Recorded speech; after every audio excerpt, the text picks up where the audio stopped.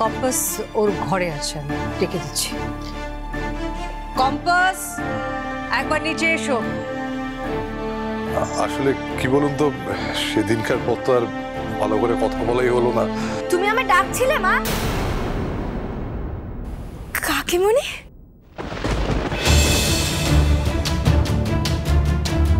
মোনামের আমার দাদু কি করতে এসেছে এখানে? কম্পাস, তুমি একটু নিচে আসবে, তোমার সঙ্গে আমার কিছু কথা আছে।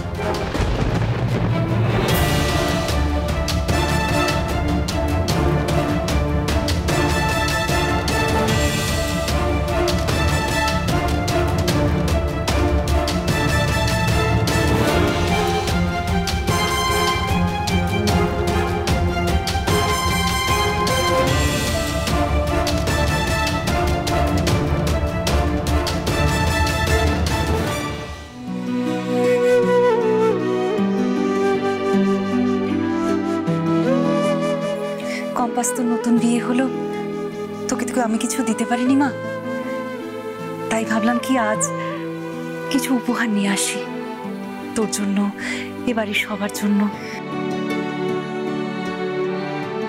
তবে আমি একাই আসতে পারতাম, কিন্তু তখন বাবা বললেন যে বাবারও মোনারও তোর সাথে কিছু কথা আছে, তাই ওনারাও সাথে এলেন। হ্যাঁ কম্পাস,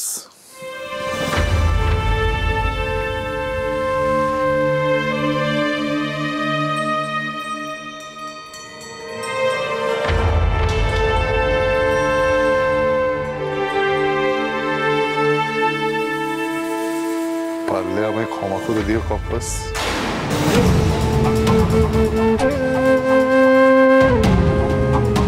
আমি জানি আমি যা করেছি সেটা ক্ষমা করা যায় না,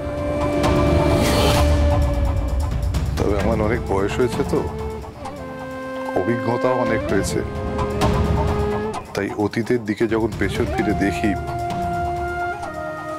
তখন মনে হয় সত্যি অনেক বড় অন্যায় করেছে তোমার সঙ্গে।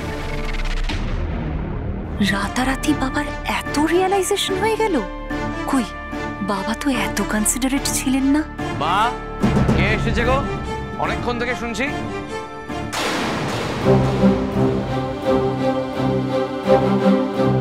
আরে এই তো বিহান, কেমন আছো? আমি ঠিক আছি।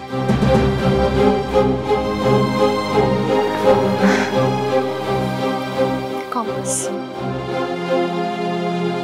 যা হওয়ার তা হয়ে গেছে, আমি এখনো রেগে আছি এটা ভাবিস না, কিন্তু তোর আর বিহানের রিলেশনটা তো ঠিক হওয়ার মতো নয় বল। তুই বিহান তোরা তো একে অপরকে সহ্যই করতে পারিস না।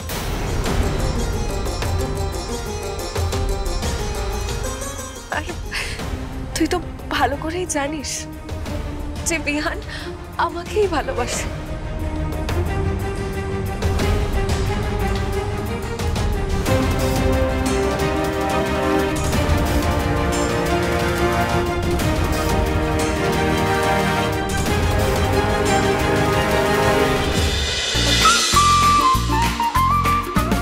কম্পাস সোম থেকে রবি প্রতিদিন সন্ধে ৬টায় স্টার জলসায় ও জিও হটস্টারে।